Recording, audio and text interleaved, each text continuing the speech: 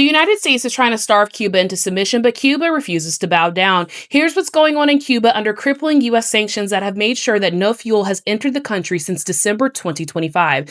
Now, for over 6 decades, the U.S. embargo on Cuba has squeezed the island nation. The embargo and sanction are policies of the United Nations condemns year after year. In fact, countless countries across the world, from Europe to Latin America, have recognized these sanctions as illegal, inhumane, and crippling. Yet the blockade continues with the goal to create starvation and desperation. Now, in response to the genocidal blockade, Cuba is enacting a people-first plan for survival and energy independence. Every single drop of fuel is now being directed to keep hospitals, nursing homes, and water pumps running for the population's most vulnerable people. At the same time, there's a national solar power campaign that is installing solar panels on homes and clinics around the country. The state guarantees transport for patients, students, and medical staff as well, and schools and work schedules will be flexible in order to conserve resources. The Cuban government has promised that no citizen will be abandoned while Cuba tries to exist under the blockade. Now, despite the situation in Cuba being more dire than ever before, the United States refuses to loosen its grip. Following what the guy in the White House has termed as the done road doctrine, the U.S. aims to starve Cuba into submission by sanctioning Cuba and going after countries that offer to help Cuba. But Cuba will not be deterred, and the majority of the world agrees that the U.S. should let Cuba live,